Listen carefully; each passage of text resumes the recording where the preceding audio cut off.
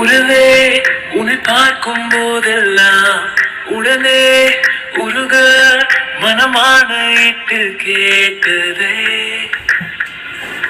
நிலை என்னை மீறி போனதே அன்பே இதயம் நிறைய ஒரு ஆசை வந்ததே அருகே இருக்க உடல் மொத்தம் என்னை கேக்குதே இடைவேளி இன்றி தாக்குதே அன்பே சொல்லாமல் போனாலும் எந்த காதல் அறிவாயோ ஏற்காமல் போவாயோ என நீ விலகிச் செல்வாயோ வேண்டாம் என்றாலும் உன்னை நான் என்றும் மறவேனோ അഴകി പൊരുളേ നീ. ജിമിൻ, മെർലിൻ വരുന്നുണ്ട്. ഞാൻ എന്തായാലും ഓഫീസ് വരെ പോവാ, അത്യാവശ്യമാണ്. അവൾ വന്ന ഉടനെ ടേനെ ചെക്ക് ചെയ്തിട്ട് ആ വിവരം എന്നെ അറിയിക്കണം. വെച്ച് താമസിപ്പിക്കരുത്. ശരി ജിമിന, എങ്കിൽ ഞാൻ ഇറങ്ങാം. സൂക്ഷിച്ച്. എന്തെങ്കിലും അത്യാവശ്യം ഉണ്ടെങ്കിൽ മേഡാൻ്റെ അടുത്ത് പറഞ്ഞാൽ മതി. ഓക്കെ? പിന്നെ നീ വെളിയിലോട്ടൊന്നും ഇറങ്ങണ്ട. ശരി. പിന്നെ ജിമിൻ, നീ സ്റ്റെപ്പ് കയറണ്ട. എന്തെങ്കിലും അത്യാവശ്യം ഉണ്ടെങ്കിൽ ടേയുടെ റൂമിലോട്ട് മേഡാൻറ്റിനെ വിട്ടാൽ മതി. ശരി. അങ്ങനെ ഷുഗയുടെ യാത്രയും പറഞ്ഞ് ജിമിൻ ഓഫീസിലോട്ട് പുറപ്പെട്ടു. മെർലിൻ കുറച്ച് സമയം കഴിഞ്ഞപ്പോഴത്തേക്ക് എത്തി. ഷുഗ, ഡോക്ടർ മെർലിൻ. ജിമിൻ വിളിച്ച് പറഞ്ഞിട്ടുണ്ടായിരുന്നു. ടേ എന്തേ? ടേ റൂമിൽ. ഞാൻ ഒന്ന് പോയിട്ട് വരട്ടെ. ഞാൻ അവനെ കണ്ടിട്ട് വരാം. ഡോക്ടർ. എന്താ ഷുഗ? ഡോക്ടർ, എനിക്ക് വേണ്ടി ഹെൽപ്പ് ചെയ്യൂ. എന്തായിരുന്നു? ഡോക്ടർ, ഇപ്പോൾ ടേ ബേബി പ്രഗ്നൻ്റ് ആണെങ്കിൽ അത് ദയവ് ചെയ്ത് ജിമിനോട് പറയല്ലേ. അതെന്താ? അവിടെ നടന്ന കാര്യങ്ങളെല്ലാം നമ്മുടെ മെർലിനോട് ഷുഗ പറഞ്ഞു. ജിമിൻ ഇങ്ങനെയൊക്കെ പറഞ്ഞിരുന്നു. ടേയുടെ വയറ്റിൽ കിടക്കുന്ന കുഞ്ഞിനെ അബോർട്ട് ചെയ്യണമെന്നാണ് പറയുന്നത്. കൺഫേം ആണെങ്കിൽ. ഇതെല്ലാം കേട്ടപ്പോഴത്തേക്കും നമ്മുടെ മെർലിക്ക് ദേഷ്യം വന്നു. കാരണം എന്ന് വെച്ചാൽ ജെ കെ ഈ അവസ്ഥയിൽ കിടപ്പിലാണ്. ഇനി ഒരു കുഞ്ഞിന് ജന്മം ജെ കെക്ക് കൊടുക്കാൻ പറ്റുമെന്നും അറിയത്തില്ല.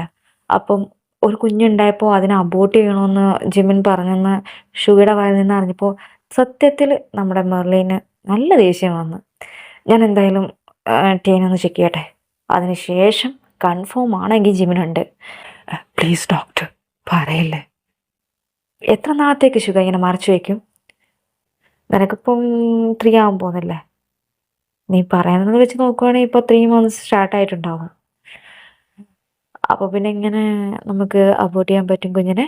അതും തന്നെ അല്ല ആസ് എ ഡോക്ടർ ഞാനെങ്ങനെ ആ കുഞ്ഞിനെ അബോർട്ട് ചെയ്യും?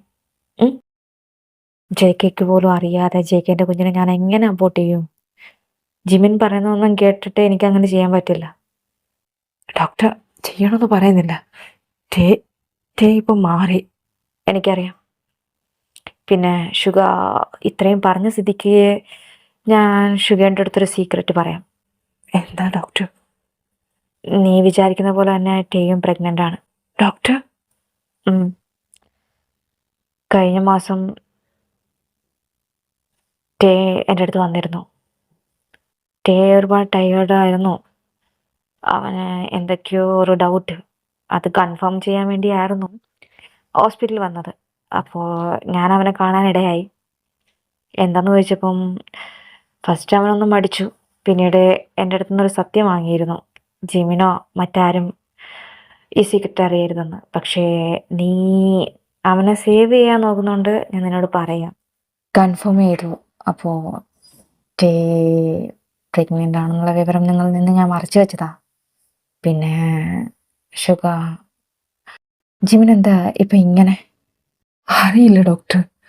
ഇപ്പൊ കുറച്ച് നാളുകൊണ്ട് ടേനെ കണ്ട എന്തോ വിദ്വേഷം പോലെ സംസാരിക്കുമോ, അവരുടെ അടുത്ത് ഒരു കെയർ ആയിട്ടുള്ളൊരു സംസാരമോ ഒന്നുമില്ല ഡോക്ടർ. സാരമില്ല, ഇപ്പോൾ ജെക്ക് ഈ അവസ്ഥയിൽ കിടക്കുന്നതിൻ്റെ കാരണക്കാരൻ ടേ അന്ന് അവൻ വിശ്വസിക്കുന്നുണ്ടായിരിക്കും ജിമിൻ. അവനെയും തെറ്റ് പറയാൻ പറ്റില്ലല്ലോ. സ്വന്തം അനുജനാണ് ഒരു കിടപ്പിൽ കിടക്കുന്നത്. അപ്പോൾ പിന്നെ ഏതൊരു സഹോദരങ്ങൾക്കാ ഇങ്ങനെ ചിരിച്ചും കളിച്ചും നടക്കാൻ പറ്റുക? അല്ലെങ്കിൽ അതിന് കാരണക്കാരായ എന്ന ഫീലാവുന്ന ഒരാളോട് സംസാരിക്കുക. നമുക്ക് നോക്കാം, എല്ലാം ശരിയാകും. പിന്നെ ഷുഗ, എനിക്കൊരു ഹെൽപ്പ് തിരിച്ച് എൻ്റെ കയ്യിൽ നിന്ന് വേണം. എന്താ ഡോക്ടർ? അല്ല, ഇപ്പോൾ ടേൻ്റെ അടുത്ത് ഞാൻ സത്യമൊന്നും പറഞ്ഞിട്ടില്ല, ഇങ്ങനെ ജെയ്ക്ക് ആക്സിഡൻ്റ് ആയ കാര്യങ്ങളൊന്നും. നീ തന്നെ അവനോട് പറയണം. പിന്നെ അവൻ്റെ സാന്നിധ്യം ഇപ്പോൾ ജെയ്ക്ക് വേണം. അതുപോലെ തന്നെ ജെയ്ക്കയുടെ സാന്നിധ്യവും ടേക്ക് വേണം. നിനക്ക് എങ്ങനെയാണോ ജിമിൻ്റെ സാന്നിധ്യം കിട്ടുന്നത്, അതേപോലെ തന്നെ നമ്മുടെ ടേക്കും വേണം. അവൻ്റെ വയറ്റിലൊരു കുഞ്ഞ് വളരുന്നുണ്ട്. അവൻ എന്തിനു വേണ്ടി ഫീൽ ചെയ്താണെന്നറിയാം നിൻ്റെ അടുത്ത് സംസാരിച്ചത്. അപ്പോൾ തന്നെ എനിക്ക് ഈ സീക്രട്ട് അവനോട് പറയണമെന്നുണ്ട്. പക്ഷേ ഞാൻ ജിമിന് വാക്ക് കൊടുത്തതാ ടേനെ ഇതറിയിക്കത്തില്ലെന്ന്. അപ്പോൾ ഞാനായിട്ട് ആ വാക്ക് തെറ്റിക്കാൻ പാടില്ല. നീ ആവുമ്പോൾ കുഴപ്പമില്ല. ഡോക്ടർ, ഞാനത് എങ്ങനെ പറയും? പറഞ്ഞേ പറ്റൂ. ഞാൻ എന്തായാലും ടേ ഒന്ന് കണ്ടിട്ട് വരാം. അവന് ഈ മാസത്തെ ചെക്കപ്പ് ചെയ്യണം. അതിനുള്ള കാര്യങ്ങളൊക്കെ ആയിട്ടാണ് ഞാൻ ഇങ്ങോട്ട് വന്നത്. ജിമിനോട് ഇപ്പോൾ ഇത് പറയണ്ട, ഓക്കെ? നമുക്ക് നോക്കാം. ടേ ആവശ്യപ്പെട്ട പോലെ ജെയ്ക്ക് വന്ന ഉടനെ, അതായത് ജെയ്ക്ക് ലൈഫിലോട്ട് തിരിച്ച് വന്ന ഉടനെ നമുക്കിത് അറിയിക്കാം. ഇപ്പം കുറച്ചൊക്കെ ഇമ്പ്രൂവ്മെൻ്റ് ആയി വരുന്നുണ്ട് ജെയ്ക്ക്. ഇനി നമ്മൾ ജെയ്ക്കിൻ്റെ അരികിൽ എത്തണം. അപ്പോൾ ഫാസ്റ്റ്ലി റിക്കവറി ആവും. അതിനുള്ള കാര്യങ്ങൾ ഇനി നമ്മൾ ചെയ്യേണ്ടത്. ഇത് കൂടുതൽ സീക്രട്ടായിട്ട് വെക്കുക. ടേനെ ജെയ്ക്കിൻ്റെ റൂമിൽ വിടുക. നീ തന്നെ ഇതിന് മുൻകൈ എടുക്കുക, ജിമിനറിയാതെ. അത് ഇവിടെ ഫുള്ള് സെക്യൂരിറ്റി ഗാർഡ്സ് ഉണ്ട്, മെയ്ഡ്സ് ഉണ്ട്. ജെയ്ക്കയുടെ റൂമിൽ ടേ പോയി കഴിഞ്ഞാൽ അത് ഉറപ്പായിട്ടും അവർ ജിമിനെ ഇൻഫോം ചെയ്യും. അത് ഇൻഫോം ചെയ്യാത്ത രീതിയിൽ നീ കൈകാര്യം ചെയ്യണം. അതിനുള്ള പ്ലാനും കാര്യങ്ങളും ഞാൻ നിൻ്റെ അടുത്ത് പറയാം. ഇപ്പോൾ ഞാൻ ജെയ്ക്കിനെ ഒന്ന് കണ്ടിട്ട് ടേനെയും കണ്ടിട്ട് വരാം. ശരി ഡോക്ടർ. അങ്ങനെ നമ്മുടെ മെർലിൻ ഫസ്റ്റ് ടേനെയാണ് കാണാൻ പോകുന്നത്. ടേനെ കണ്ടിട്ട് ചെക്ക് ചെയ്തിട്ട് അവന് വേണ്ടുന്ന മെഡിസിനും എല്ലാം കാര്യങ്ങളും എല്ലാം എഴുതി കൊടുത്തു. അതിനുശേഷം നമ്മുടെ നേരെ ജെയ്ക്കിൻ്റെ റൂമിലോട്ടാണ് മെർലിൻ ചെല്ലുന്നത്. ഇപ്പോൾ ജെയ്ക്ക് കുറച്ചൊക്കെ ഇമ്പ്രൂവ് ആയിട്ട് വരുന്നുണ്ട്. പിന്നെന്താ, ജെയ്ക്ക് ഒരേ കിടപ്പിലാണ്. പക്ഷേ ജെയ്ക്കിയുടെ കൈകളും കാലുകളൊക്കെ ഒന്ന് ചെറുതായിട്ടൊക്കെ ചലിക്കാൻ തുടങ്ങിയിട്ടുണ്ട്. തെറാപ്പി അങ്ങനത്തെ കാര്യങ്ങൾ ചെയ്ത് ഇപ്പോൾ കുറച്ചൊക്കെ ഏകദേശം ഇമ്പ്രൂവ്മെൻ്റ് ഉണ്ടായിട്ടുണ്ട് ജെയ്ക്കിൻ്റെ കാര്യത്തിൽ. ഇപ്പം മെർലിൻ ജെയ്ക്കിൻ്റെ റൂമിലെത്തിയല്ലോ. ജെയ്ക്ക്, ഹായ് മെർലിൻ, സുഖമാണോ? സുഖം. നിനക്ക്? സുഖം. ഞാൻ എപ്പോഴാ മെർലിൻ നടക്കുക? ഉടനെ തന്നെ നടക്കും. പിന്നെ ജെയ്ക്ക്, ആ, നിനക്ക് വേറെ എന്തെങ്കിലും കാര്യങ്ങൾ നിൻ്റെ ഓർമ്മയിൽ വരുന്നുണ്ടോ? നിനക്ക് ഗേൾ ഫ്രണ്ട്, ബോയ് ഫ്രണ്ട്, അങ്ങനെ എന്തെങ്കിലും? മെർലിൻ, എനിക്ക് ഒരു ആൺകുട്ടിയുടെ രൂപം എൻ്റെ ഓർമ്മയിൽ ഇങ്ങനെ മിന്നി മാഞ്ഞു പോകുന്നതായി തോന്നുന്നു. കൂടാതെ ഞാൻ ഉറങ്ങിക്കിടക്കുമ്പോൾ കുഞ്ഞിൻ്റെ സൗണ്ട് എൻ്റെ കാതിനെ ഒരുമാതിരി അസ്വസ്ഥമാക്കുന്നു. ഒരു പയ്യനിങ്ങനെ കരയുന്ന പോലൊക്കെ ഫീൽ ആവുന്നു, അവൻ്റെ ശബ്ദമൊക്കെ. അതാരാണെന്ന് ഒരു പക്ഷെ എനിക്ക് അവനെ കണ്ടാൽ മനസ്സിലാവുമായിരിക്കും. ആ, ശരി.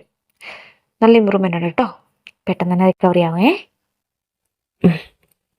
അപ്പോൾ ഞാൻ ഇറങ്ങട്ടെ. ആ, മെർലിൻ ചുമ്മാ വന്നേണോ? അല്ല, എനിക്കൊരിടം വരെ പോകണമായിരുന്നു. അത് ഈ വഴിയായിരുന്നു പോകേണ്ടത്. പോയിട്ട് വന്നപ്പോൾ നിന്നെ ഒന്ന് കണ്ടിട്ട് പോകാമെന്ന് വിചാരിച്ചു. ശരി, ഞാൻ ഇറങ്ങട്ടെ. ശരി. അങ്ങനെ മെർലിൻ യാത്ര പറഞ്ഞ് ജെയ്ക്കിൻ്റെ അടുത്ത് തിരിച്ച് നേരെ ഷുഗയുടെ അടുത്ത് എത്തിയിട്ടുണ്ട്. ഷുഗ. ആ ഡോക്ടർ, കണ്ടു. ഷുഗ, ടേ ഒരുപാട് അസ്വസ്ഥനാണ്. അതെനിക്കും അറിയാം ഡോക്ടർ. ഷുഗ എത്രയും പെട്ടെന്ന് ടേനെ ജെയ്ക്കിൻ്റെ അടുത്ത് എത്തിക്കണം. എല്ലാ കാര്യങ്ങളും അവനെ അറിയിക്കണം. പിന്നെ അവൻ്റെ ഇപ്പോഴത്തെ ആ ഒരു മാനസികാവസ്ഥ എന്താണെന്ന് നിനക്ക് ഊഹിക്കാൻ പറ്റുമല്ലോ. നീ അവൻ്റെ ബ്രദറല്ലേ. ഇപ്പം തന്നെ ടേയുടെ ആ വീക്ക്നെസ് കുഞ്ഞിനെ ബാധിച്ചുകൊണ്ടിരിക്കുക. ഇനി അങ്ങോട്ട് പോയി കഴിഞ്ഞാൽ നല്ല രീതിയിൽ വീക്കാവുന്നുണ്ട് അവൻ. അവൻ സമയത്ത് ഫുഡും കാര്യങ്ങളും കഴിക്കുന്നില്ലെന്ന് തോന്നുന്നു.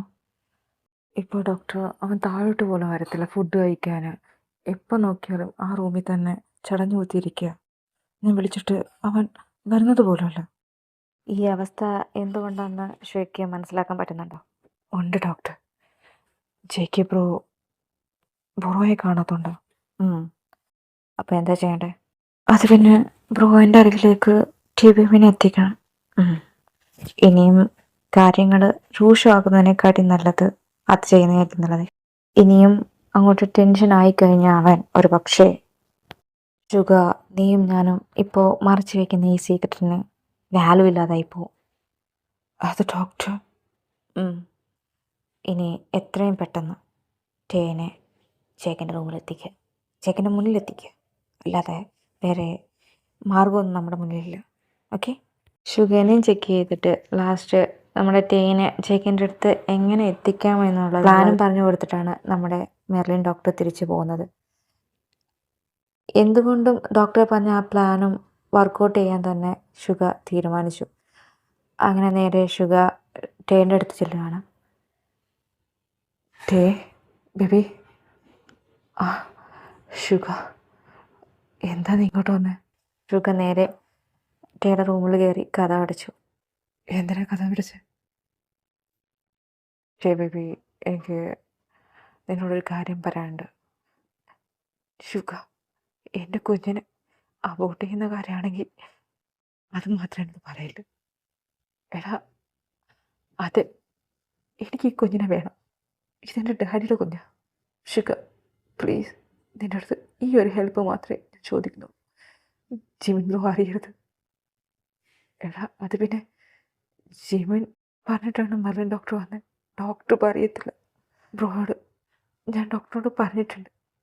എനിക്കറിയാം നീ പറഞ്ഞ കാര്യങ്ങളെല്ലാം, അന്ന് നീ ഹോസ്പിറ്റലിൽ പോയ കാര്യങ്ങൾ വരെ ഡോക്ടറിനോട് പറഞ്ഞു.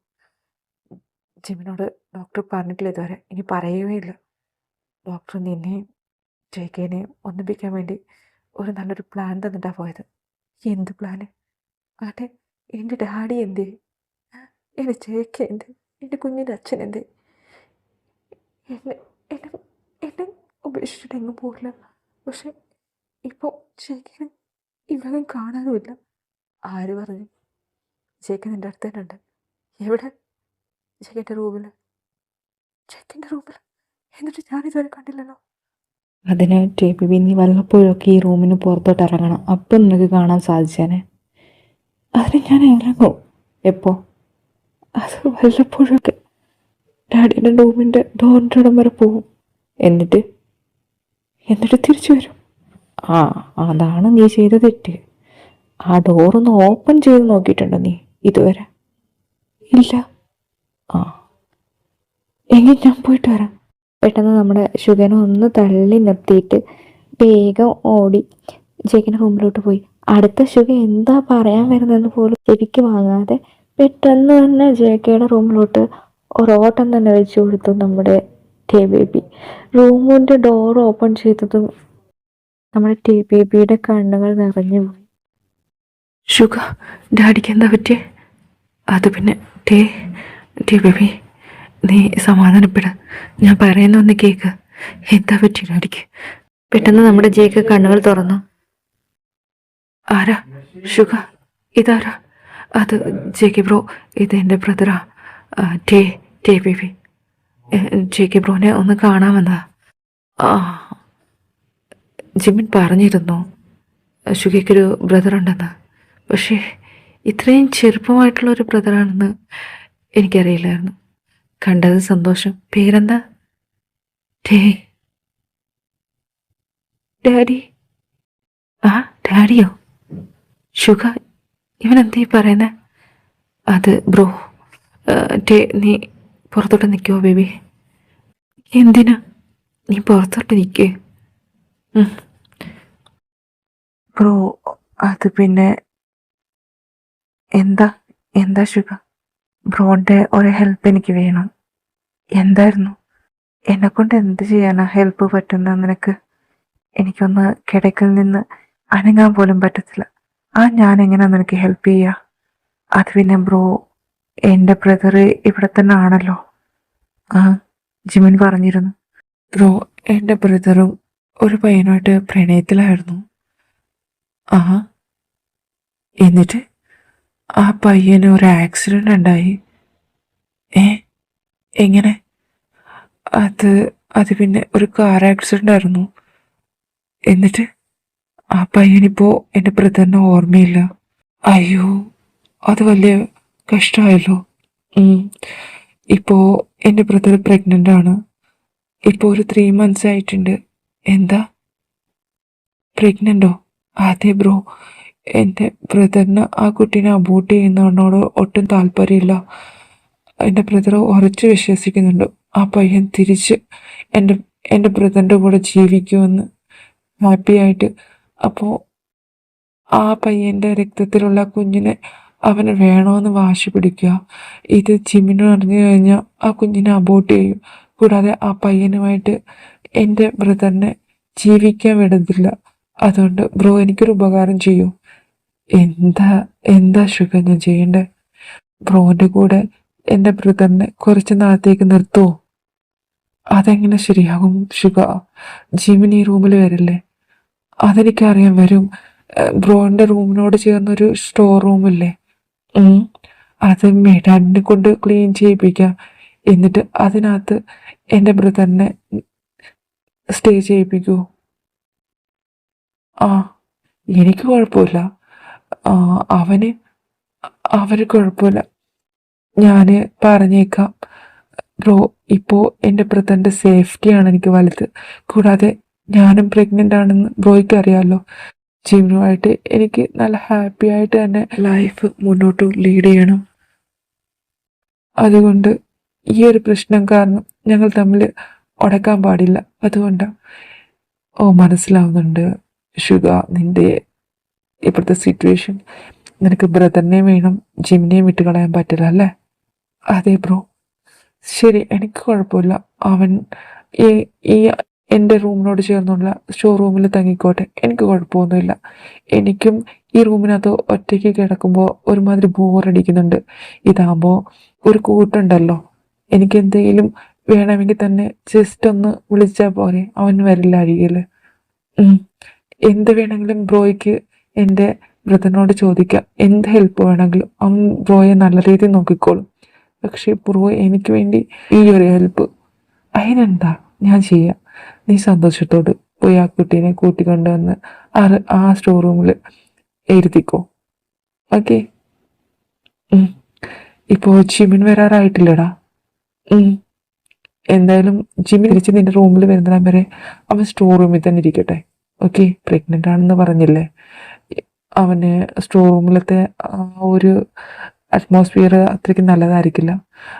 രാത്രി എൻ്റെ അടുത്ത് തന്നെ ഇവിടെ ഒരു ബെഡ് ഇട്ട് കിടന്നോളാൻ പറ.